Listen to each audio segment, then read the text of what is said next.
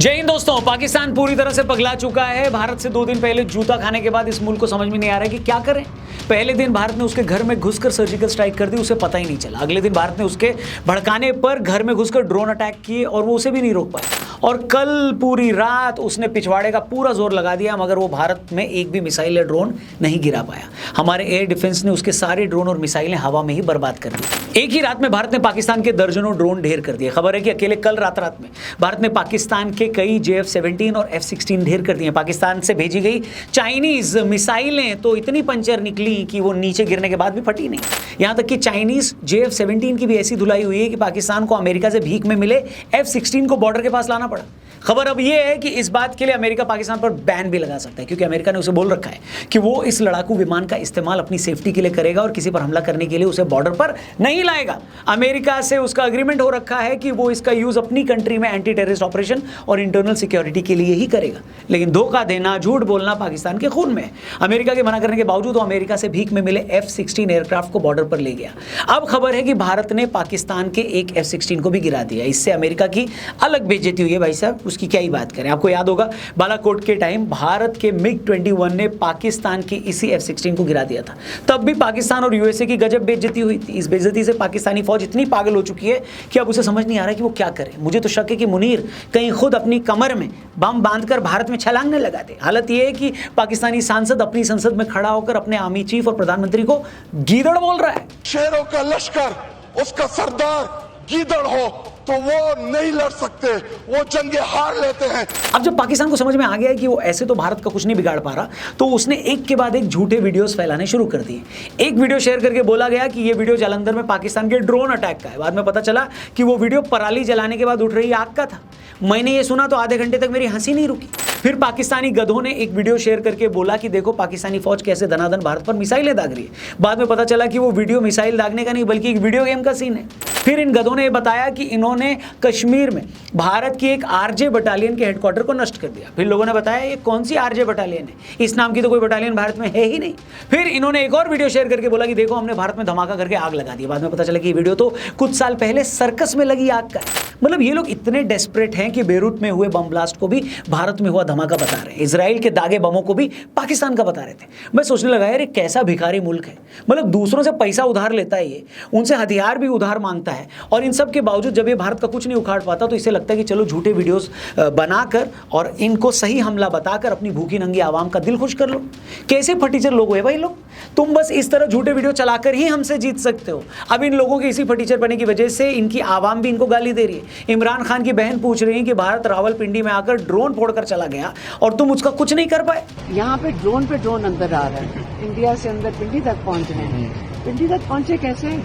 और जैसे कि मैंने कहा पाकिस्तान भारत का कुछ उखाड़ नहीं पा रहा। फिर जब इसे कुछ समझ में नहीं आता तो फ्रस्ट्रेट होकर LOC के पास आम लोगों को मारना शुरू कर देता है। 6 तारीख को जब से भारत ने पाकिस्तान की लंका लगाई है तब से ये बेशरम मुल्क पुंछ और रजौरी सेक्टर में 17 आम लोगों की जान ले चुका है। उसमें भी ये देश इतनी घटिया सोच रखता है कि LOC के पास भी उन जगहों पर हमला कर रहा है जहाँ हिंदू गाँव हैं या जहाँ पर हिंदू और सिख रहते हैं। आप सोच सकते हैं कोई देश कितना गिरा हुआ हो सकता है जब उसका बस सामने वाले देश की फौज पर न चले तो उसके निहत्थे शहरियों को गोली मारना शुरू कर दे। जिस प्रकार से पाकिस्तान ने दुस्साहस किया है, यहाँ पर रिहायशी इलाकों को निशाना बनाया है, मासूम लोगों को निशाना बनाया है, उससे समूचे पुंछ शहर में जो लोग हैं उनमें काफ़ी भय उत्पन्न हो गया है। इसलिए मुझे लगता है कि पाकिस्तान एक आधी सर्जिकल स्ट्राइक से मानने वाली नस्ल नहीं है। हमने जब इसके आतंकी ठिकानों पर अटैक किया, जो कि इसे चुप बैठ जाना चाहिए था, लेकिन इसके बाद ये मुल्क हमारे शहरी और मिलिट्री एरियाज पर अटैक कर रहा है। वो तो हमारा एयर डिफेंस इतना अच्छा है कि हमने अपनी इन जगहों को प्रोटेक्ट कर लिया, लेकिन पाकिस्तान तो अपनी तरफ से हमारे मिलिट्री एरिया को अटैक करना ही चाह रहा था। मुझे लगता है कि उसे इस हिमाकत की तगड़ी सज़ा मिलनी चाहिए, क्योंकि जब तक इसकी मिलिट्री के पिछवाड़े पर लात नहीं पड़ती है, जब तक इनके शहरों में तबाही नहीं मचती है, तब तक पाकिस्तान को समझ में नहीं आएगा कि भारत इसका क्या हाल कर सकता है। अभी भी इनको ये लगता है कि भारत हमें गली का छुटभैया गुंडा समझकर माफ़ कर देगा, लेकिन अब टाइम आ गया है कि इस छुटभैये गुंडे की जमकर ठुकाई की जाए। वैसे भी पिछले 15 दिनों में पूरी दुनिया ने ये बता दिया है कि हमें पाकिस्तान से घंटा कोई लेना देना नहीं है। आपने एक चीज़ नोट की है, जो अमेरिका एक टाइम पर हमेशा पाकिस्तान को बचाने आगे जाता था, अब उसके नेताओं से जब भी भारत पाकिस्तान के कॉन्फ्लिक्ट के बारे में पूछो तो बोलते हैं कि हमारा इससे कोई लेना देना नहीं है। मतलब वो एक तरह से भारत को फ्री हैंड दे रहे हैं कि इसे जितना कूट सकते हो कूटो, हम बचाने नहीं आएंगे। क्योंकि अमेरिका को भी पता चल गया है कि ये इतना गंदा मुल्क है जिसने कई सालों तक अमेरिका से आतंकवाद से लड़ने के नाम पर लाखों डॉलर लिए और बाद में इसी घटिया देश ने ओसामा बिन लादेन को अपने देश में छिपा लिया। आप सोच रहे हैं इससे घटियापन की इंतहा क्या हो सकती है। अमेरिका से इस बात की भीख भी ले रहा था कि हम तुम्हारे साथ मिलकर अलकायदा के खिलाफ लड़ेंगे। बाद में इसी की फौज ने एबटाबाद में स्पेशल कंपाउंड बनाकर लादेन को वहां छिपा रखा था। इसलिए आज पूरी दुनिया में ये गंदा देश एक्सपोज हो चुका है। इसे बचाने में किसी की कोई दिलचस्पी नहीं है। But we're not going to get involved in the middle of a war that's fundamentally none of our business and has nothing to do with America's ability to control it. You know, America can't tell the Indians to lay down their arms. We can't tell the Pakistanis to lay down their arms. इसीलिए मैं मोदी जी और हमारी फौज से request करूंगा कि इस बार पाकिस्तान को नहीं छोड़ना है। ये एक ऐसी गंदी नस्ल है जो एक आधी सर्जिकल स्ट्राइक से नहीं मानेगी। बहुत हो गया डिटरेंस, हमने दिखा दिया पाकिस्तान को कि वो भारत में घुस नहीं सकता। हम सब कुछ हवा में ही मार देंगे। इसलिए अब टाइम आ गया कि हम उसे सबक सिखाने के लिए उसे उसके घर में घुसकर मारें। क्योंकि जब तक वहां मातम नहीं मचेगा, जब तक जनता सड़कों पर नहीं आएगी और जब तक वहां की फौज पर जनता का प्रेशर नहीं पड़ेगा और जब तक फौज पर प्रेशर नहीं पड़ेगा तब तक भारत के आतंकी हमले कराने का गंदा खेल दोस्तों यूं ही चलता रहेगा। इसलिए एक बार इनको जमकर ठोक दो, फिर देखते हैं जो होना होगा। इसलिए मोदी जी जितना हो सके पेलिए। बलूच भाई भी आगे आ गए हैं। खबर है कि बलूचिस्तान लिबरेशन आर्मी के लड़ाकों ने कल पाकिस्तान के 15 जिहादी फौजियों को ठोक दिया।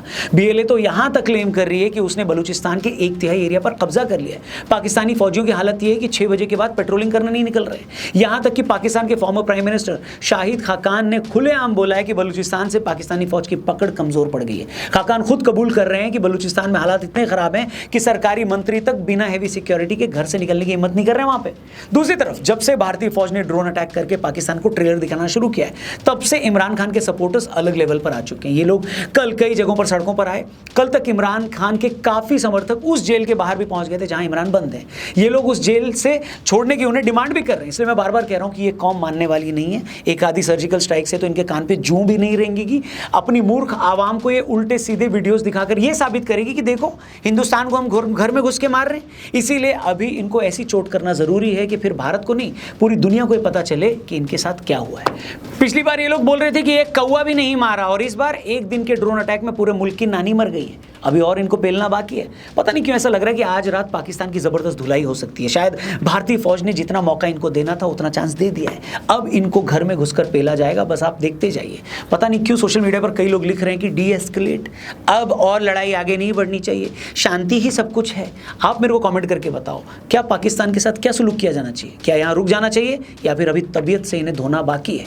जो भी आपको लगे कमेंट करना, वीडियो अपने दोस्तों से शेयर करना, चैनल को सब्सक्राइब करना, क्योंकि ये इंडिया पाकिस्तान का जो कॉन्फ्लिक्ट है इस पर बहुत सारे और एंगल्स हैं जिसके बारे में आगे आने वाले वीडियोज़ में हम जरूर बात करेंगे। Thank you for watching. जय हिंद, हर हर महादेव।